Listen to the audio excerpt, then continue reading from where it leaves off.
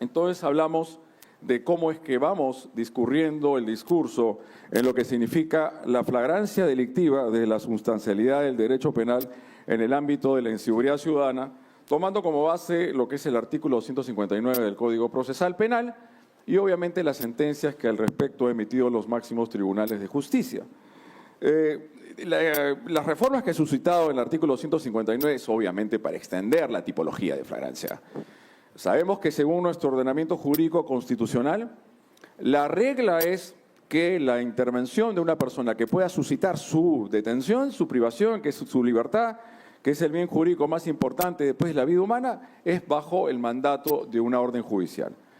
Pero es evidente que a esa excepción puede ir convirtiéndose en un alto grado de frecuencia en un país como el nuestro, agitado con tanta violencia y con tanta cotidiana criminalidad, donde es la policía la que interviene a quienes están o habiendo cometido el delito.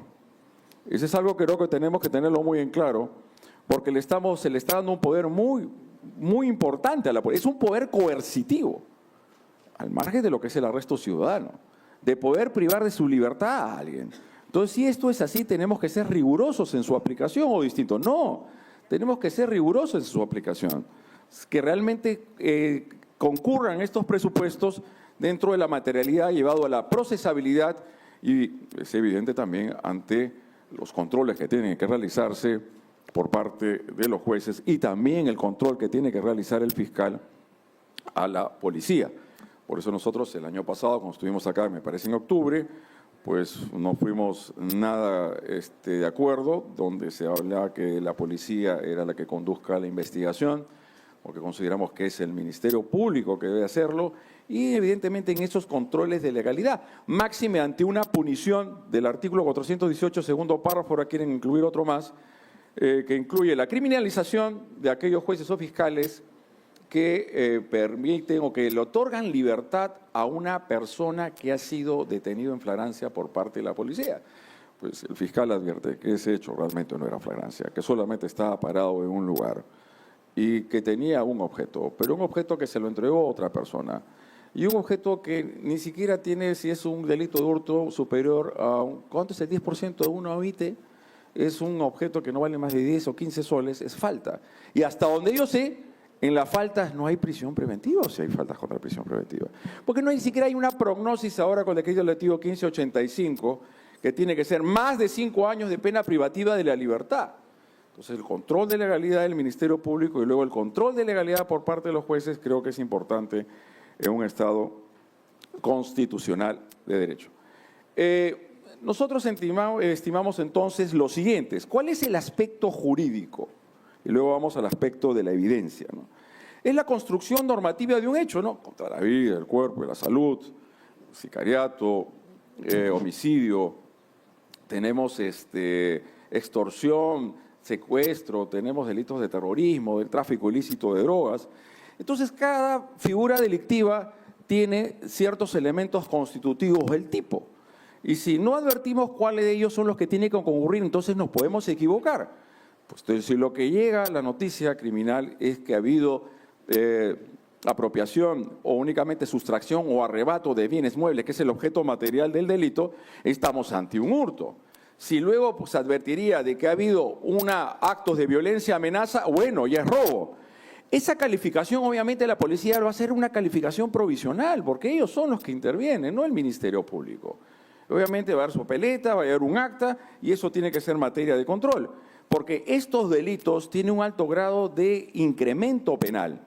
Una cosa es un delito de hurto y otra cosa es el robo. Y en el caso del robo, ya la Corte Suprema ha señalado que el forcejeo no es robo y no es hurto. No es hurto. Es evidente que esta calificación provisional por parte de la policía al momento que hace una intervención y luego que la calificación que va a hacer el Ministerio Público resulta importante porque va a definir la prognosis de pena, que es un elemento importante para la prisión preventiva, y obviamente lo que significa también de su lado el proceso inmediato, porque las unidades de flagrancia es para ver el proceso inmediato. La pregunta es, todas de las flagrancias delictivas que se encuentran recogidas en el artículo 259 del Código Procesal Penal, ¿merecen ser tramitadas bajo el proceso inmediato? Creo que no. ¿Cuáles de esas tres flagrancias que adquiere cierto grado de debilidad para poder incoar un proceso inmediato? Sería la flagrancia presunta. Cuando decíamos entonces que el tema de la construcción normativa define del ámbito del iter criminis, el iter criminis tenemos que llevar solamente a cuáles de las flagrancias, nos vamos a ir preguntando y obviamente vamos a ir desarrollando la idea, ¿no? Porque sabemos que está en la ideación, la resolución, la deliberación, actos preparatorios, ejecución, conmoción, knockout técnico, ya murió, quienes intervienen después, ¿cuál va a ser el delito, no? Fíjese, sí, lo encontraron con el objeto material del delito, con el celular, lo encontraron con la billetera, con el dinero. Pero, ¿cuál es la evidencia que dice que fue él cometió el delito de hurto o de robo? Ah, ¿no será que cometió el delito de receptación? Lo encontraron con el cadáver en una bolsa negra que lo estaba ocultando. ¿Es coautor del delito de asesinato, de sicariato o será autor del delito de encubrimiento? Es algo distinto, ¿no? Y dentro de estas percepciones a las cuales obviamente tenemos que tomar en consideración al momento de tomar las decisiones, los requerimientos por parte del Ministerio Público y finalmente las resoluciones por parte del Poder Judicial. Porque el Poder Judicial, jueces y juezas son las que van a definir la suerte de esta persona vía la prisión preventiva o si realmente existe la sustentabilidad para incoar proceso inmediato. Bajo estas consideraciones tenemos que tomar en cuenta cómo tenemos que analizar estas diversas tipologías de lo que significa la flagrancia delictiva. Por favor, no sé si vamos a ir pasando. Creo que la primera pasamos a la segunda. Entonces, ¿qué decimos acá? La flagrancia es una condición jurídica penal que justifica la detención inmediata de una persona sin orden judicial, basada en la evidencia directa e inmediata de un delito en curso o recién cometido. Decíamos, en acto de ejecución, consumación y, lógicamente, lo que es la cuasi flagrancia cuando están fugando del lugar y cuando se puede producir lo que es la persecución policial. Fíjese que la persecución policial puede obedecer a un delito de robo agravado porque uno de los delitos de bastante frecuencia en el país es el de robo. Creo que lo que es delitos propios de la inseguridad ciudadana que vive el Perú es extorsión, robo, secuestro, sicariato. Obviamente, de una tentativa de extorsión o una tentativa de robo, donde la víctima se resiste, que es la peor decisión que puede tomar, eso se va a convertir ¿en qué? En un asesinato, si es que la acribillan a mansalva. Entonces, esto tenemos que tomar muy en cuenta al momento de considerar lo que significa la flagrancia estricta, la ejecución del delito y lo que es la cuasi flagrancia luego de haberlo perpetrado.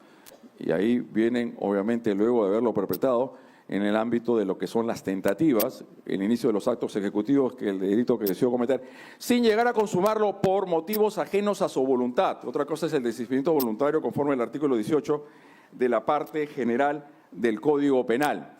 Esto es muy importante a decir porque muchas veces la policía interviene a las personas que acaban de cometer un hurto y un robo y están en tentativa o en consumación.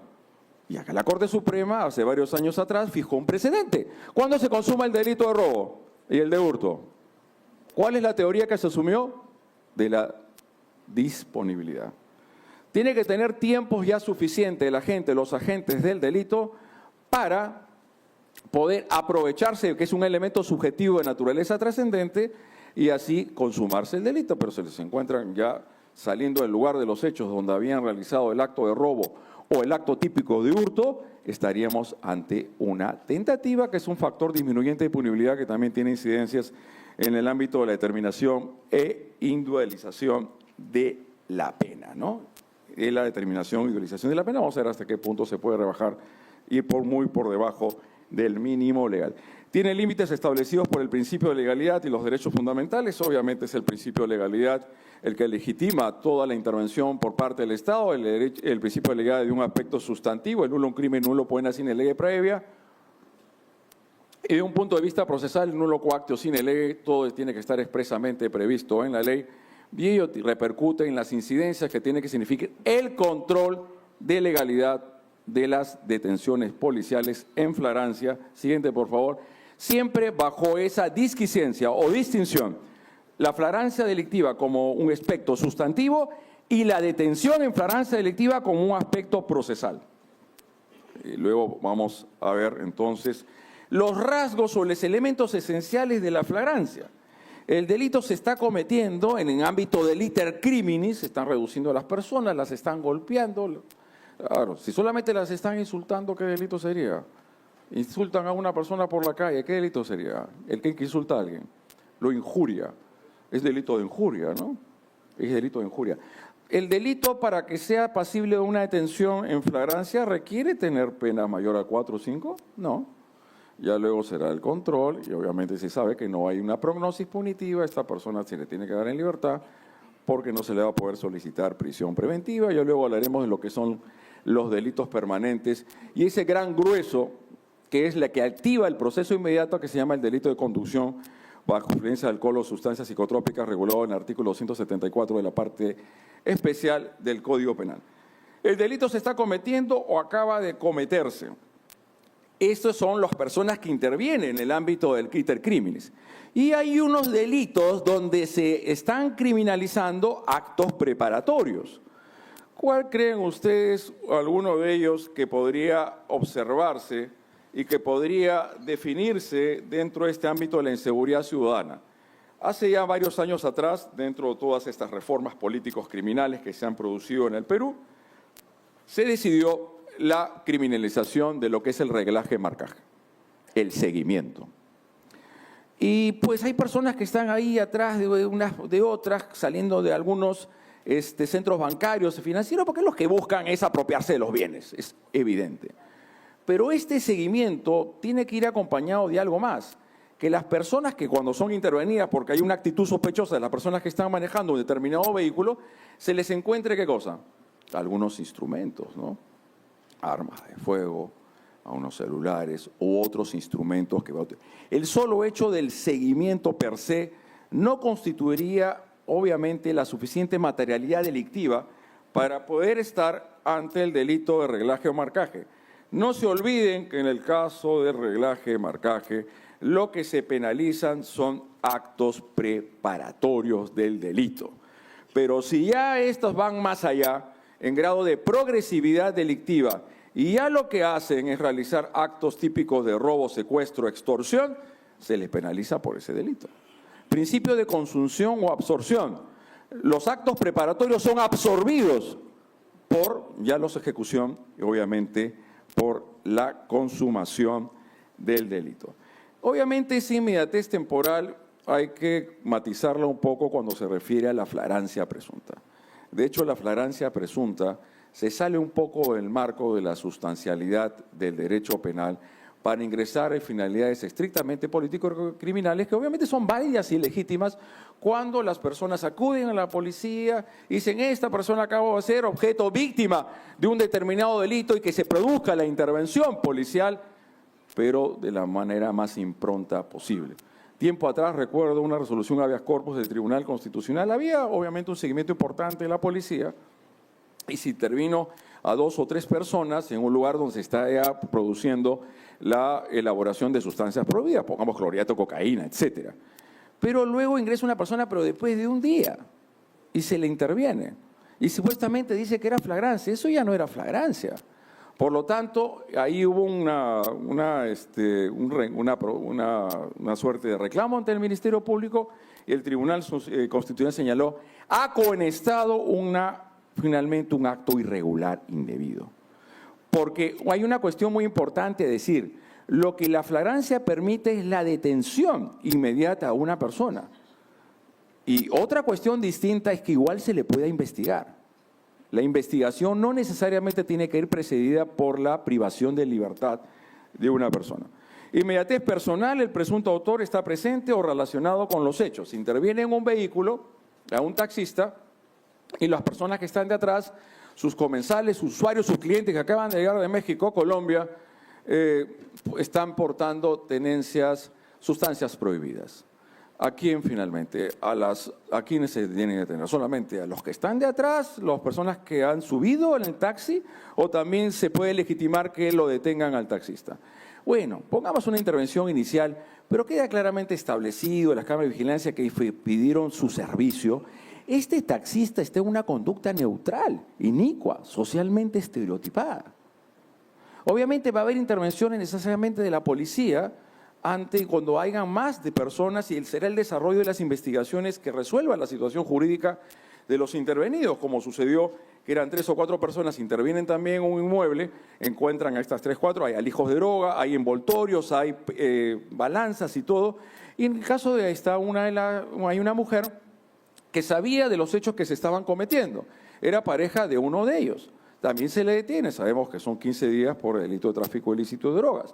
Pero en el caso de ella, luego de las primeras investigaciones, no se encontró absolutamente nada que le tiene que vincularlo con la comisión de un delito. Obviamente, yendo ahí a ser un poquito más exigentes, esa vinculación tiene que ser como autor o partícipe, porque es en rigor el principio de imputación necesaria que se tiene que sostener o señalar cuál es la modalidad que se le está atribuyendo y de qué manera finalmente habría facilitado o coadyuvado a lo que es la comercialización de sustancias prohibidas. Y lo único pecado de ella era estar enamorada de una persona que comete delitos. Estar enamorado, tener un vínculo, una relación amorosa con una persona que comete actos delictivos, ¿es constitutivo de un delito? Sí, ¿cuál es? ¿Cuál delito es ese? ¿Enamoramiento prohibido? No. Cuestión distinta, tampoco era omisión de denuncia, lo que se refiere al encubrimiento, son excusas absolutorias, cuando existen, obviamente, relaciones de parentesco entre las personas. Obviamente, seamos sinceros, en el Perú se ha ampliado bastante el concepto de flagrancia. Se da mayores posibilidades a que la policía intervenga en las personas que están ejecutando un delito o acaban de ejecutarlo, y con eso termino una idea que no había completado en antes, porque si ellos ingresan a un establecimiento comercial, reducen a personas, violencia, amenaza, van a la fuga y viene la persecución policial y viene el tiroteo, ¿no? Y en ese tiroteo finalmente es ahí donde los detienen. El delito precedente es el robo agravado, pero estas personas, estos malhechores o presuntos o evidentes delincuentes que tiran a matar a un policía o a un ciudadano, ¿ya en qué delito están? ¿En qué delito están ya?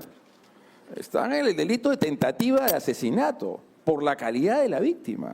¿Cuál sería por el delito? Claro, sería un concurso de delitos, pero ¿por cuál estás agarrando en flagrancia? ¿Por el robo agravado, en la persecución policial o por el subsiguiente? Porque si te están tirando a matar es ya asesinato. Tentativa de asesinato por la condición de la víctima, artículo 108A. Y se lo digo así, pues, el Código Penal tenemos tantas figuras delictivas, tenemos por doquier, bastantes, ¿no? Hay que tratar de limitar una en ella, por eso es interesante, porque hay una secuencia de hechos, porque ellos entraron, están cometiendo un robo y por eso viene la persecución policial, pero en ese momento tiran a matar a la policía o ciudadanos, están bajo una tentativa. Y si matan a un policía será asesinato. Si matan a un ciudadano común y corriente será homicidio simple del artículo 106 de la parte general del Código Penal. Y en ese caso luego recogeremos una reforma que se produjo a la ley que legitima el uso de la fuerza pública, la ley 32.291, circunstancias y reglas de la conducta en el uso de la fuerza. Las denominaciones que utiliza, obviamente, siguiente por favor, estimado amigo, ahí, sí, estamos bien, está ahí. Las calificaciones que a veces coloca el legislador, el Poder Ejecutivo, no son las correctas. La policía, cuando ejecuta, interviene a personas, las reduce, realiza actos de violencia sobre los bienes jurídicos, por supuesto que sí. Puede cometer lesiones, sí, y graves y leves, y también puede matarlo, puede matar y está legitimado. Pero está actuando bajo una causa de justificación. ¿Es el cumplimiento del deber o una legítima defensa? Es el cumplimiento del deber, y luego recogeremos allá en legítima defensa lo que han colocado. Es importante ello, y ahora retomo la idea, cuando se habla de flagrancia estricta o la cuasi flagrancia, es por la comisión de un delito. La acción o omisión típica y penalmente antijurídica, me pregunto, y se han producido intervenciones a personas que en el uso de su legítima defensa han reducido a personas y las han matado, han cometido un delito. El que hace uso de la legítima defensa bajo todos sus presupuestos, ¿no? Agresión ilegítima, falta de provocación suficiente, racionalidad y nexo de inmediatez. Acá no se legitima lo que es la venganza. Una cosa es la venganza y otra cosa es la legítima defensa. Porque la persona que ha actuado amparado de un precepto tan importante, que es la legítima defensa de sus bienes tan importantes, suyos o de sus personas vinculadas, no ha cometido ningún delito. Pero obviamente verá las evidencias y lo que se tiene al frente para ver si realmente está bajo una legítima defensa. Y lo que significa la policía, el cumplimiento del deber. O sea, flagrancia delictiva, acción o omisión típica y penalmente antijurídica. La persona que está defendiéndose no estaría en flagrancia delictiva, pero es evidente que se requiere en algunos casos una investigación y las evidencias que noten realmente en qué situación estamos. Entonces ahí tenemos las tipologías de la flagrancia en una visión general, la strictus sensu, ya hablábamos bastante, lo que es en la ejecución del delito. La cuasiflagrancia es lo posterior, lo que viene después, fugándose el lugar de los hechos. Me parece que la Corte Suprema, en un acuerdo plenario de 2016 sobre proceso inmediato, hasta que no lo pierdas de la vista. Esto es si agarra y sube por la torre de un edificio o por una pared y le dice, hasta la vista, baby. Entonces ya fuiste. Lo siento, I'm so sorry. Entonces ya no hay flagrancia, cuasiflagrancia. Si lo perdiste, piña. Ya fuiste, ya. Quedas allá de la que es la flagrancia estricta, pero ambas flagrancias hablan de un nexo de inmediatez. El nexo de inmediatez. Ahí viene lo que es la flagrancia presunta, que es ex post, y que obviamente significa las cámaras de videovigilancia, que la persona va, identifica, sucedió en una casación suyana y que le declaró nula. Le declaró nula no porque esta persona era inocente, sino porque no se le había sometido a la jurisdicción predeterminada por ley. Porque la niña, obviamente sabemos todos acá lastimosamente que en el país hay una alta estadística de delitos de violencia sexual. Entonces no sé si fuera el vecino o una persona que estaba cerca, ingresa, supuestamente la ultrajó sexualmente. Mamá, hay un desgraciado que me ha violado, vamos a la policía. ¿Y quién es el que identificó a la persona que había cometido supuestamente la violación sexual? La madre. ¿Y la madre qué es? ¿Testigo presencial o testigo de oídas? Una cosa es que me contaron los urracos de Magali, ya el testigo de oídas. Otra, el testigo presencial es el que estuvo en el lugar de los hechos y queda claro que la víctima de un delito de violación sexual, de un acto contra el pudor, es testigo directo. Obvio, claro. Pero si es un homicidio consumado, ya fue, pues ya no puede atestiguar nada. Ya está en el otro mundo. Eso es importante porque en esa casación suyana, que tuvo que ver con el proceso inmediato y luego hay una casación Lima Norte, se dijo propiamente, tal vez me puedo equivocar, y seguramente ustedes dirán la última palabra, de que para aplicar el proceso inmediato se requiere flagrancia estricta o cuasi flagrancia, ¿no? Que parece que la flagrancia presunta no. Entonces, esta persona pudo haber sido el culpable, pero tiene que someterla al procedimiento previsto por la ley. Ya la Corte Suprema en otras casaciones ha señalado que en los casos de los delitos sexuales, porque requiere cierto grado de complejidad investigativa y ya en su momento probatoria, no pueden ser sometidos al proceso inmediato. No sé, yo lo he visto en una casación, no creo que no hay un acuerdo plenario al respecto, pero bueno, son cuestiones a decir dentro de esa mar de criminalidad que tenemos en el país. Entonces, la intervención tiene que ser producto de una persona que la identifique, no un tercero, pero no pasado pues mucho tiempo, ¿no? Porque cada vez que el tiempo transcurre, se pierde esta relación, este nexo de inmediatez que resulta siendo consustancial y esencial a la flagrancia delictiva. Luego hablaremos un poco de lo que son delitos de clandestinidad, pero no me refiero a los delitos de violenciación sexual y otros. Obviamente si el sujeto fue intervenido casi ya bajándose el pantalón a punto de penetrar a la chica, a la niña, es tentativa de violación sexual y no es actos contra el pudor. Lógicamente, cuando hay una intervención directa en plena comisión del hecho. Cada tipo tiene elementos característicos distintos relacionados al momento de la aprehensión, la evidencia y la huida y la fuga del autor. Obviamente, en los casos de tenencia, ¿no? Y cuando hablamos en el tema de la receptación, que obviamente es distinto a un autor de receptación que sea un coautor de un delito de hurto o de un delito de robo. Porque sí, lo encuentran con el objeto material del delito. El objeto material del delito sería el bien mueble, ¿no? Y justo recogí una noticia de parte de la imagen institucional del Ministerio Público que había pasado acá. de los hechos se conoce que el 18 de agosto, personal policial de la comisaría de Florencia de Mora descubrió un vehículo menor sospechoso por la que intervino a esta persona, quien se desplazó por las inmediaciones de Avenida Los Ángeles. Al realizar la verificación en el sistema, la moto representó una requisitoria vigente, la placa pertenece a tal, por lo que detuvo como autor de la presunta comisión del delito contra el patrimonio en la modalidad de receptación agravada, que es el artículo 195 de la parte especial del Código Penal, ¿no? Estas cosas de la tenencia con elementos subjetivos de naturaleza trascendente. Se ha puesto bastante en boga, criminológicamente hablando, la tenencia de dinero en efectivo, dinero transfronterizo. Su tipificación creo que es una notoriedad delictiva de lavado de activos. El que tiene en su poder, en su posesión. Es lógico para evitar su incautación, su decomiso, todos estos elementos subjetivos que fueron quitados en el artículo 2 del decreto legislativo 1106. Esto es, la captura de una persona con mucho dinero en efectivo que lo tiene adheridos al cuerpo es lavado de activos, no es tráfico ilícito de drogas. Claro, y el tráfico que sería los efectos y la ganancia del tráfico ilícito de drogas. No olvidemos que hay secuencias delictivas, porque al lavado de activos le precede el delito previo, que es el tráfico ilícito de drogas. La tenencia de los estupefacientes obviamente es el objeto material del 296 y todos los siguientes. La tenencia del dinero no es, si ha sido producto, claro, luego de haber recibido el dinero de la compra de la sustancia prohibida, ya ahí nos llevaría a otra consideración.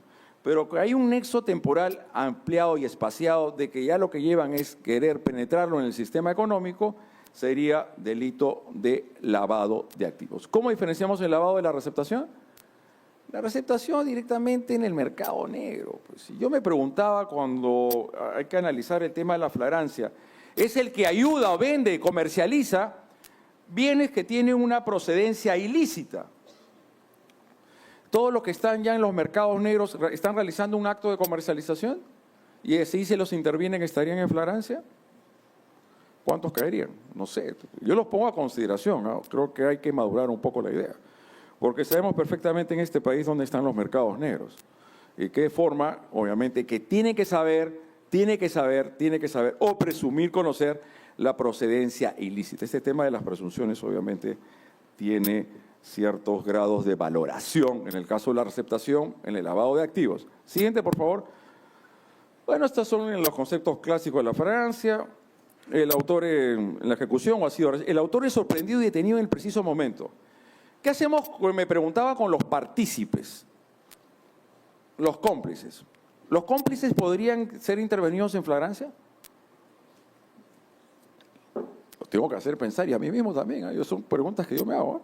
Porque por lo general, ¿en qué etapa del crimen se interviene el partícipe? Cuando le entrega el arma, cuando le da la información, ¿dónde van a encontrar? ¿En qué etapa? Preparatoria. ¿Y dónde los que intervienen a los autores o los coautores? En la etapa ejecutiva. ¿Puede haber cómplices que estén presentes en la etapa ejecutiva del delito? Hay que verlo, ¿no? El campana, ¿es cómplice o coautor? La persona que es contratada para solamente llevarlos del vehículo para que hagan la fuga, a quienes acaban de salir de un banco y apoderarse de todo el bien, de todo el dinero. ¿Cómplice o coautor? O sea, sea cual de los dos, igual podría haber flagrancia de un cómplice. Pero tiene que intervenir en la etapa ejecutiva del delito. Cuestión distinta a saber son los actos postconsumativos, donde aparece el lavado de activos, la receptación y el delito de encubrimiento. No existe fuga ni delación en la intervención policial, un ladrón sorprendido dentro de una tienda con objetos robados en la mano. Obviamente se produce finalmente una explosión o se escucha el disparo de armas de fuego y salen varias personas, huyen de un lugar. Solamente el hecho de huir del lugar, no se le encuentra absolutamente nada. Pongamos a decir, claro, no absolutamente nada han matado a alguien. ¿Habría flagrancia? Una persona solamente por huir del lugar, obviamente que escucha que están disparando, salen pues todos desaforados, todos salen, pues todos fugan del lugar. El solo hecho de fugar de un lugar donde se ha escuchado, ¿lo hace flagrancia si lo intervienen? Son cuestiones que me pregunto. Un ladrón sorprendido dentro de una tienda con objetos robados en la mano, ya esa es otra cuestión directa. Porque se habla del nexo de inmediatez y el nexo temporal y de evidencias. Lógicamente que las pueden tirar en el camino, porque hubo una intervención policial, lo están persiguiendo, ¿y qué es lo que van a tirar en el camino? La droga, las armas de fuego, pero obviamente usted, doctora, ¿qué? El oro, minería ilegal. Pero ¿cuándo estaríamos ante una flagrancia de minería ilegal? ¿Cuando están extrayendo el mineral o cuando ya lo están comercializando? Cuando lo están comercializando, ¿ya estamos en un acto de minería ilegal? ¿O ya estamos en un acto posterior? Porque hoy en día la minería ilegal, gracias por su intervención, es un delito que se ha constituido y creo que está desplazando de cierta manera el tráfico ilícito de drogas. Una cosa sería la extracción del mineral, otra solamente la posesión, ojo, de dragas, de explosivos, son penados conforme el artículo 307C, creo, de la parte especial del Código Penal. Pero ya la posesión del oro como tal, lavado de activos o propiamente mineral, lo que es efectos o ganancias del delito.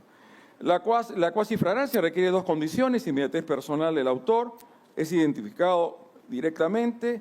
Claro, cuando ingresa en un vehículo hay varias personas, ¿lo van a meter a todos adentro o solamente hay que vincularlo con la persona? Tiene que haber una vinculación de esta persona con los hechos y con la evidencia que se está recogiendo. Obviamente cuando ingresan, hay una intervención policial en un vehículo y encuentran armas de fuego, y son 3 personas que obviamente están vinculados entre sí, que podrían haber cometido estos delitos.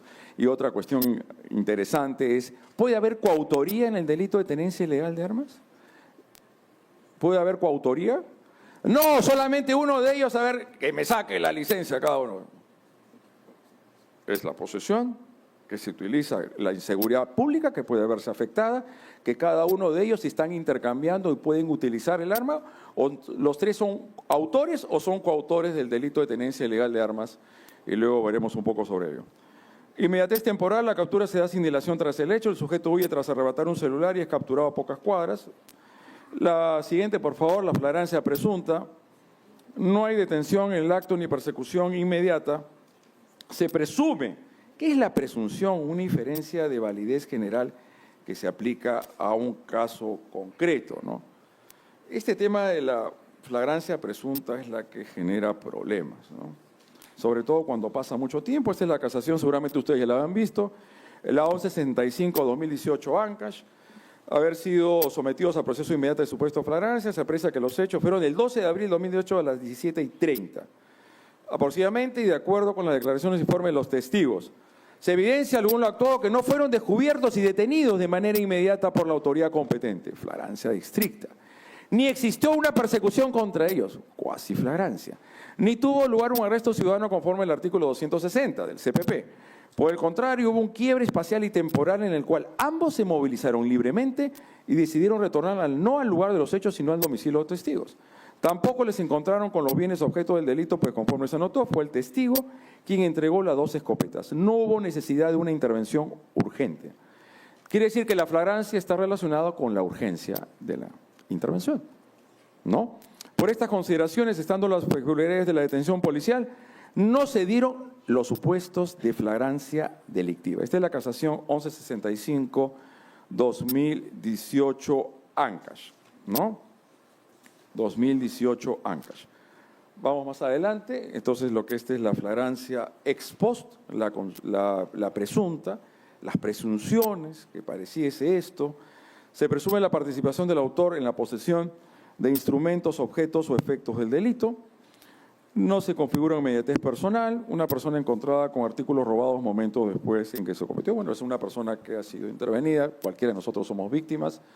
En este momento nos despojan de nuestros bienes, de nuestro vehículo y nos botan afuera. Felizmente que nos botaron y no nos metieron un balazo, porque ahí nos matan.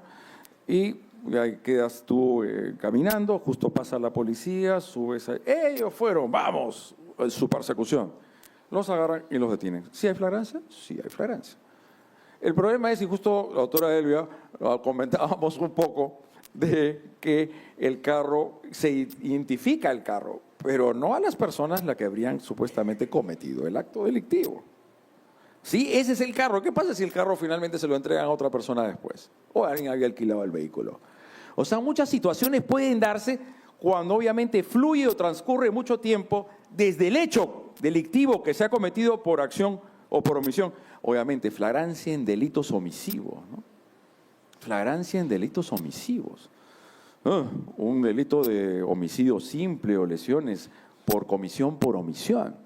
Ahí habría que establecer en qué momento podríamos hablar de la flagrancia, cuando no realizó la acción necesaria y urgente para evitar que se vulnere un bien jurídico. Yo creo que este punto falta un poco para desarrollar en los delitos de comisión por omisión. Delitos de comisión por omisión, obviamente los delitos de omisión impropia, conforme al artículo 13º, y las omisiones propias, por ejemplo, omisión de actos funcionales, omisión de asistencia familiar. Criterios para calificar la flagrancia delictiva. Bueno, deben considerarse solo los elementos que existan ciertos momentos procesales. Primer presupuesto, información disponible al momento de la detención, relatos inmediatos de la víctima, de los testigos. Una cosa es el testigo directo y otro el testigo de oídas, el testigo de referencia, ese no vale para esto. Segundo supuesto, información recabada posteriormente durante diligencias preliminares. No se puede justificar por sí sola una calificación de flagrancia para activar el proceso inmediato. No se puede aplicar un proceso inmediato si no se cumplen los presupuestos de inmediatez y evidencia directa desde el momento de la detención. Hay unos fundamentos constitucionales, creo que esto podemos… Siguiente, por favor. Creo que son temas, lo que el Tribunal Constitucional ha dejado en claro en los últimos tiempos, está el peruano y el mexicano. Instituto procesal con relevancia, por supuesto que lo tiene, están las libertades de por medio, y por otro lado está la seguridad y el orden público de un Estado como el peruano. Exige intervención urgente de la policía, inmediatez temporal, hecho reciente, identificación clara del autor. Vamos al siguiente, la flagrancia de los delitos permanentes. Existen delitos de consumación instantánea, delitos de resultado, el resultado será el delito de homicidio, asesinato, feminicidio, sicariato, etcétera. De delitos de lesión, los delitos de lesiones, etcétera. Pero existen otros delitos donde se prolonga el estado antijurídico producto de una acción o omisión atribuible a una persona. Y esto tiene repercusiones mucho en el ámbito del inicio de la prescripción de la acción penal, como es la posibilidad de autoría imparticipación. Y es ahí, bueno, se habla de lo que significa el allanamiento domiciliario. Vamos a ver entonces en qué momento, si es que puede operar o no la flagrancia delictiva en los delitos permanentes.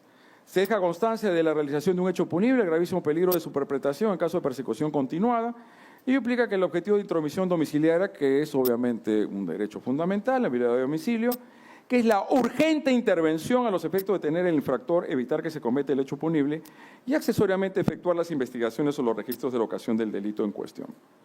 Siguiente, entonces tenemos delito flagrante versus delito permanente. ¿Cuál delitos permanentes tendríamos? ¿Cuál? ¿Tenencia ilegal de armas? ¿No? ¿Cuál más? ¿Secuestro? Usurpación por despojo. ¿No? Dice que es de consumación instantánea, disculpe, pero de prolongación de efectos actos antijurídicos en el tiempo. Tiene un inicio y un fin inmediato, el robo en curso, agresión física en la vía pública, permite actuación inmediata sin orden judicial. El delito continúa en el tiempo, tenencia de armas ilegales en casa, drogas almacenadas. La conducción por referencia de alcohol o sustancias psicotrópicas a mí sería un delito permanente, mientras que conduzca el vehículo y siempre y cuando de los efectos del alcohol. ¿Será así o no? Porque en cualquiera de su trayecto, siempre y cuando todavía esté bajo los efectos del alcohol, puede ser intervenido por parte de la policía. Vayamos a ver si está presente el Ministerio Público, es otra cosa. No justifica por sí mismo el ingreso sin autorización, porque no hay peligro de inmediatez o desaparición de pruebas y el Estado puede solicitar, ¿qué cosa? La autorización judicial. Esto lleva a habeas corpus al Tribunal Constitucional con respecto a la tenencia ilegal de armas, que hay la posibilidad de solicitar la autorización judicial, obviamente a través de él o la representante del Ministerio Público. ¿Qué dice el TC en lo referente a la detención policial bajo el supuesto de flagrancia delictiva? El TC ha establecido en reiterada jurisprudencia que la flagrancia en la comisión de un delito presenta la concurrencia de dos requisitos: inmediatez temporal antes que el delito sea cometido o nuevo de haberse cometido, ¿no? Y dice, en los delitos permanentes No hay urgencia suficiente para vulnerar el domicilio sin orden judicial, aunque haya flagrancia. Siguiente, por favor. Urgencia versus flagrancia. La urgencia es importantísima. Es un presupuesto, es un requisito sine qua non para la flagrancia delictiva. Si no hay urgencia, no debe procederse a la detención. Requiere la flagrancia una situación penal, el delito ocurre o acaba de ocurrir, hemos hablado del iter criminis, lo que es la flagrancia estricta y la cuasi flagrancia. En delitos permanentes, posesión de armas o drogas, la urgencia decae por su naturaleza continua y no sorpresiva. ¿Qué diríamos en la usurpación por despojo? ¿Podría haber flagrancia? Sí, pero cuando están realizando ¿qué acto? La violencia o la amenaza sobre los poseedores para ingresar al bien, o cuando están destruyendo linderos o están bajándose a algún tipo de cercos perimétricos e ingresan. Ahí están en flagrancia. O los sacaron, defensa, posesor, y quieren volver a ingresar. Llama a la policía. Oh, estos graciosos están queriendo ingresar nuevamente a mi bien inmueble.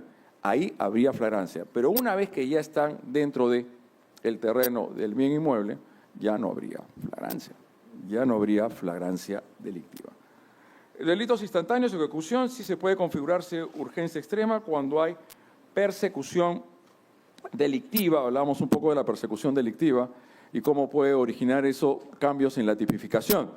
No me refiero que no vaya a ser perseguido estas personas tanto por la tentativa de robo agravado como una tentativa de homicidio o homicidio consumado, sino cuál de ellos sería la que legitime la intervención o lo que es la flagrancia delictiva. Cuando hablamos, y se me fueron dos aspectos que podríamos señalar, pues obviamente hay un delito de amenazas que se ha incluido en el Código Penal.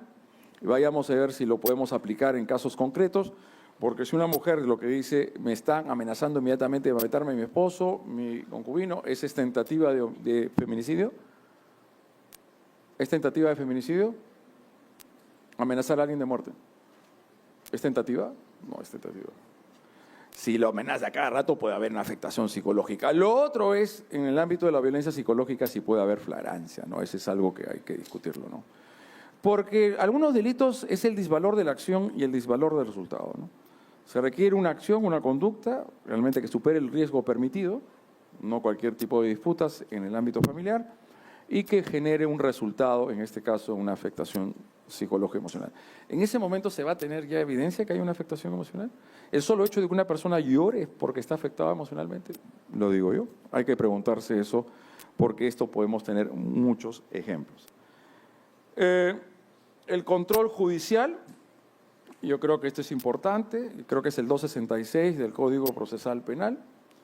Todo acto de intervención sin autorización judicial requiere de un control de parte de la judicatura, ¿no? ¿Qué es lo que se garantiza? La protección de los derechos fundamentales, los límites al poder policial, supuestamente en un principio tiene que hacerlo la Fiscalía, pruebas obtenidas ilegalmente pueden ser excluidas, vayamos a ver eso, exclusión probatoria. Siguiente, por favor. Entonces, está lo que es, yo creo que la legitimidad de la detención, ya propiamente ya lo tenemos claro, fundamento constitucional de la intervención sin orden judicial, hablamos de la inviolabilidad de domicilio, solo se admite cuando hay flagrancia, una urgente necesidad de intervención, que existe una situación de peligro actual, y el principio de proporcionalidad, ¿no? La intervención debe ser necesaria, idónea, proporcional al objetivo. ¿Cuál es el fundamento de la flagrancia delictiva, de la detención policial? Fundamentos político-criminales. La protección de la seguridad y el orden público. Evitar que se sigan generando las consecuencias nocivas de la comisión de un delito y poder investigar inmediatamente y poner a buen recaudo a quien o a quienes acaban de cometer un hecho punible. Ese es el fundamento político-criminal de la detención en flagrancia. La protección del orden o la seguridad pública, ¿no? Lo que significa, vuelvo a reiterar, evitar que se sigan produciendo las consecuencias nocivas que sigan un desgraciado que está tirando a matar en una vía pública, que se sigan perjudicando personas. Y tercero, de poner a buen recaudo a quien acaba de cometer un delito para que sea investigado de manera inmediata. Acá vamos a la siguiente, por favor, presunción, más adelante, esto creo que le hablé de la ley. Siguiente, por favor, presunción del riesgo del bien jurídico o vida, ¿no? Pues a cada momento se producen en el país las modificatorias. La ley 32.291, que modifica el decreto, sí, no se preocupe, ya terminó. Decreto legislativo 1186, yo sé que la gente tiene hambre y quiere almorzar. Para precisar el uso de armas, yo también, armas letales y no letales e incorporar el uso de armas de fuego en caso de flagrante delito. Acá nuestros amigos de otros países, colegas, no sé si producirán en vuestras naciones, pero acá en el Perú el movimiento de la modificación del Código Penal y Procesal Penal y otros es el pan de cada día. Acá te desactualizas al momento. Fuera de bromas. Esto fue sancionado el domingo 6 de abril de 2025 y dice el artículo 8. Y esto es bien delicado, ¿eh? Es muy delicado. En el caso de flagrancia, ¿cuál de las flagrancias? Cuando se utilicen armas de fuego, armas letales inoperativas, armas falsas, que no lo son, u otros elementos de evidente peligrosidad, que pongan o hagan presumir al efectivo policial que su vida o de la otra persona se encuentran en grave riesgo, este último podrá abatir. O sea, ¿qué significa abatir? ¿Matarlo o no? Ya, claro. Considerándose esta acción bajo defensa propia, guau, ¿qué te pasa acá? Esto es cumplimiento del deber, esto no es legítima defensa. Y ahí estamos equivocados. Obviamente un policía podría actuar por un tema personal y está en una situación en el día de Franco, y alguien lo quiere agredir, está en legítima defensa, aunque dicen algunos que el policía siempre está en actividad, que puede estar en un micro, un ómnibus, y ahí advierte, ingresan los delincuentes, y así hace uso de su arma de fuego. Entonces, acá tenemos lo que es esta suerte de presunción de que la vida del policía o de los ciudadanos esté en riesgo.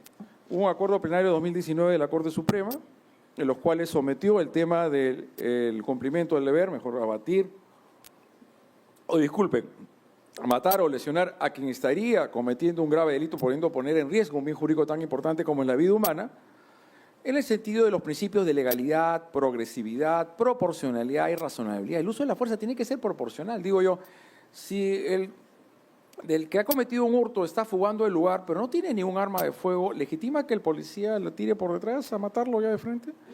Obviamente, si ya está reducido y le huele el cráneo, esto no está en cumplimiento del deber, porque ya está reducido.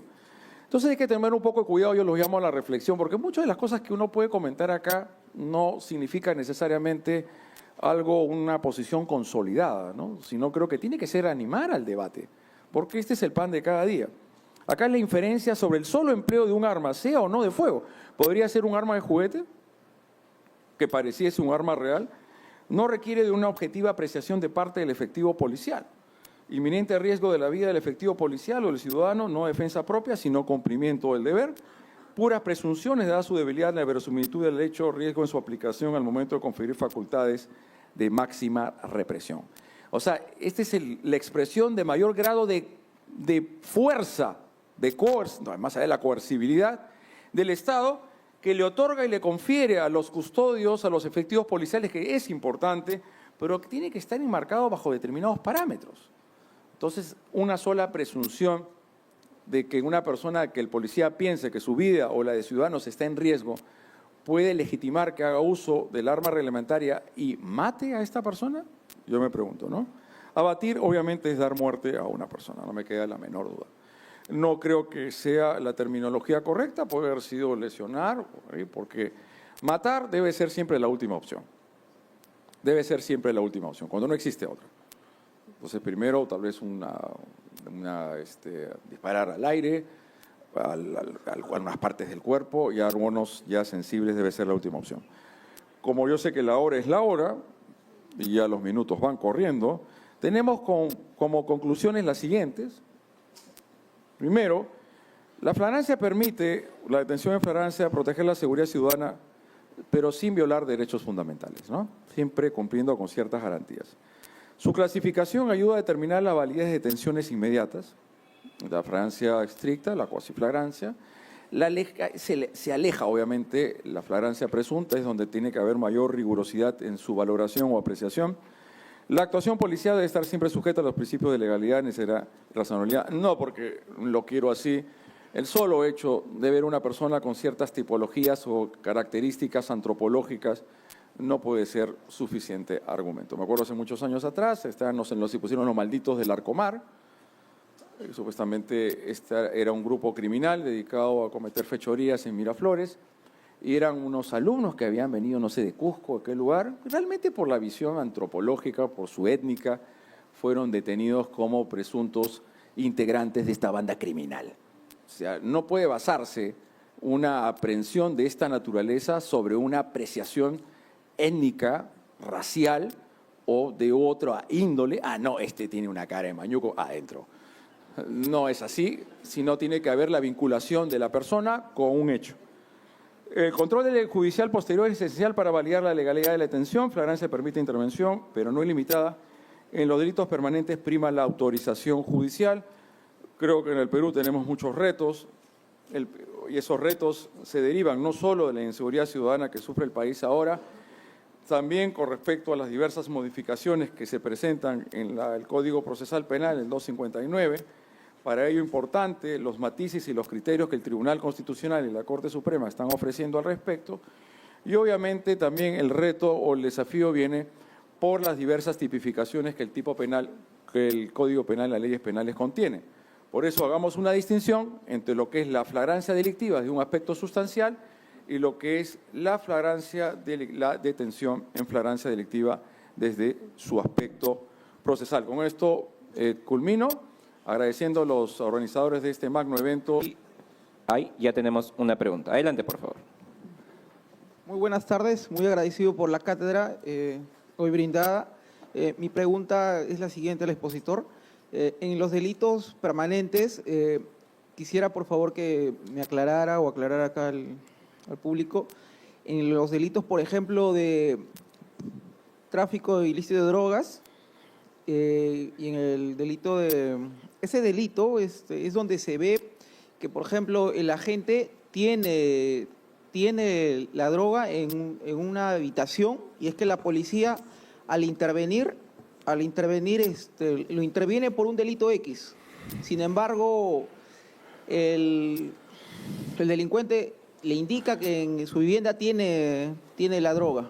La policía interviene en la vivienda y encuentra la droga, hace el allanamiento, comunica a la fiscalía. Yo quería hacerle la pregunta, ¿es necesario el allanamiento en ese caso? Con la sola autorización de la persona. Sí, porque ese caso se ve, es muy eventual, se ve acá en cada momento, ¿no? Yo creo que esa autorización será válida siempre y cuando sepa a qué se va a tratar esto, ¿no? Hubo una resolución de la Corte Suprema, las primeras que yo vi hace muchos años, siempre creo en unas clases de la magistratura, sobre prueba prohibida, porque no se le había dicho ningún alcance o nada, pero ahí creo que estaba plenamente, se le comunicó plenamente lo que iba a suceder. O sea, él mismo dijo, en mi casa tengo la droga, ¿no? Yo creo que si hay una autorización válida ahí con respecto a esta persona, se sabe perfectamente de qué se está tratando. Yo creo que en ese caso no hay problema alguno de que esa autorización sea válida, pero que no sea con mentirillas, ¿no? Que no sea inducción, ni bajo violencia, ni amenazas. Si es una decisión plenamente libre y voluntaria de esta persona, yo creo que no habría problema de poder admitir que estamos ante una intervención válida de parte de la Policía Nacional del Perú. Muchísimas gracias, señor. Tenemos otra consulta del público asistente. Adelante, por favor. Bien, buenas tardes, doctor. Doctor, quería hacer una apreciación desde su punto de vista. Sabemos que el proceso de flagrancia sí es el proceso inmediato en sí para poder postularse los casos de flagrancia. Pero tenemos otra institución también que regula nuestro Código Procesal Penal, que es la acusación directa.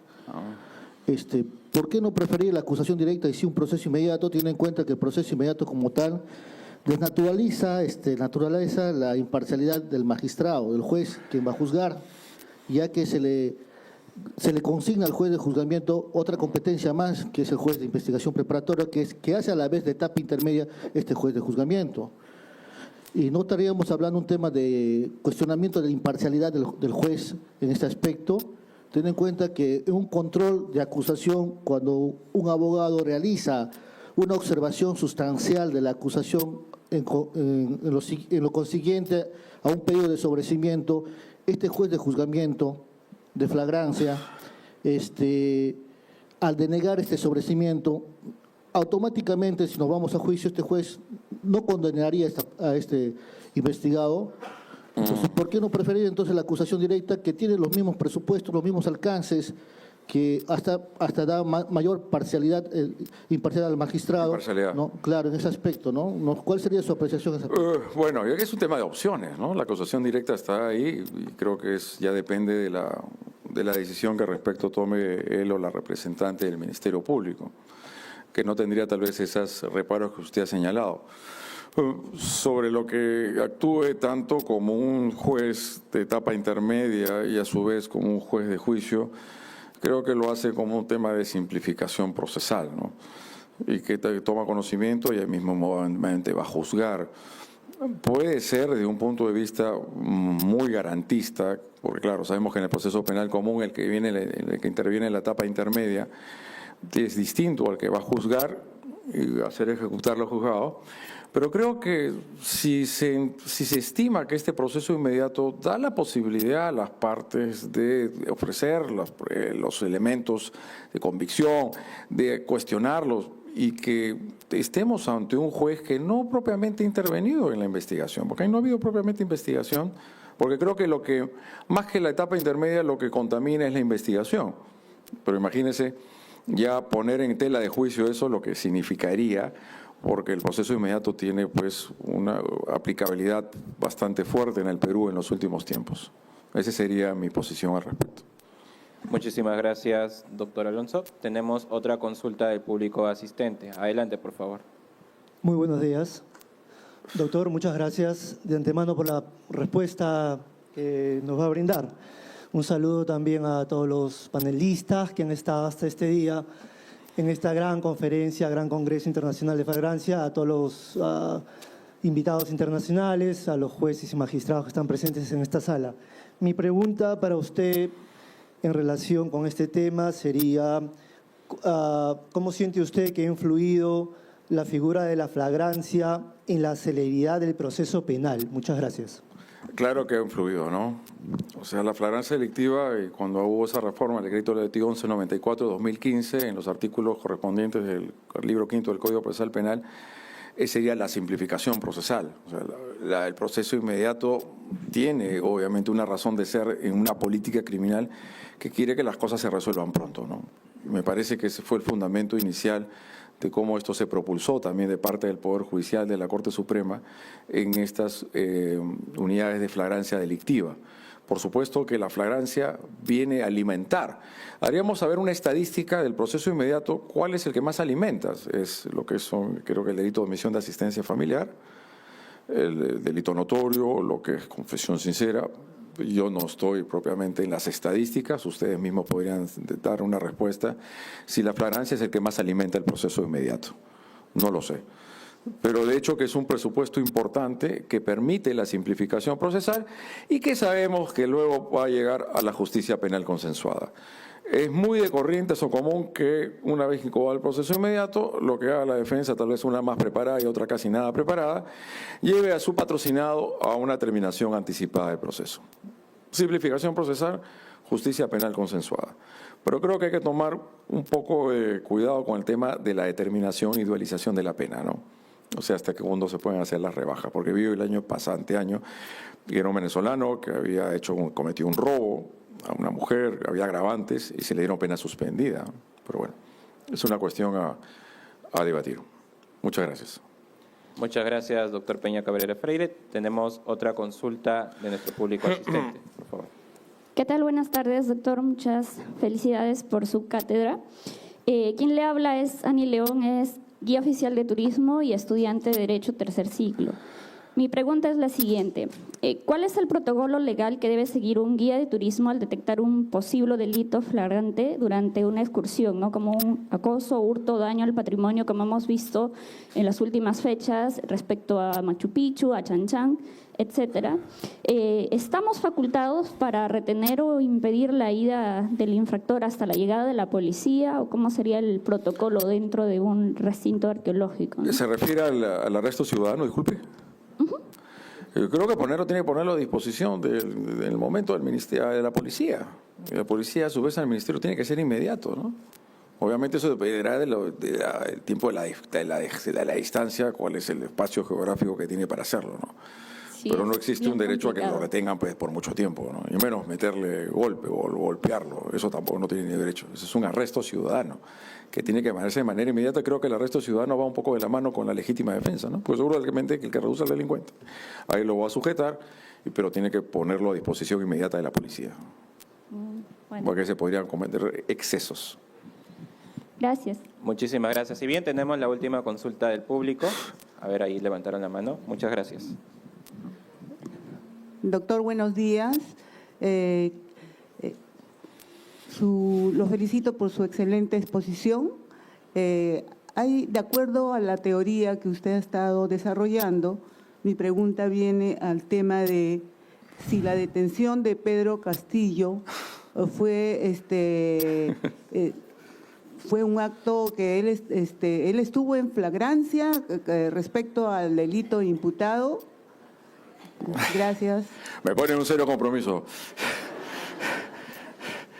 Porque es un caso muy mediatizado, ¿no? Yo por eso enojo al Ministerio Público, ¿no? Yo solamente lo que podría decir al respecto es si realmente estábamos ante un delito de rebelión en el 346 o una conspiración a la rebelión. El grado de ejecución del delito. Y fíjese todo lo que esto pueda significar, ese caso está en juicio, ¿no? Yo creo que habría que ver el rigor de la imputación, de que si realmente los hechos materia de incriminación daba por un delito de rebelión, no sé si podemos dejar de lado alzar sin armas, si podemos mutilar el 346, o probablemente era una conspiración a la rebelión. Dependiendo de la respuesta de cada una de ellas, seremos hasta dónde estaríamos ante la flagrancia delictiva. Pero usted puede ver, hay muchas personas que se han pronunciado al respecto.